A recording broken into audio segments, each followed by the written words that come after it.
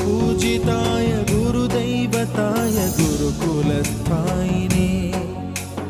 गुरुविक्रमाय गुह्यप्रवराय गुरवे गुणगुरवे गुरुदैत्यकलक्षेत्रे गुरुधर्मसदाराध्याय गुरुपुत्रपरित्रात्रे गुरुपाखण्डखण्डकाय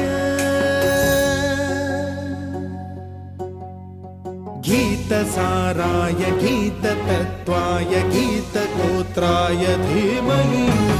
गूढगुल्फाय गन्धमत्ताय गोजयप्रदाय धीमहि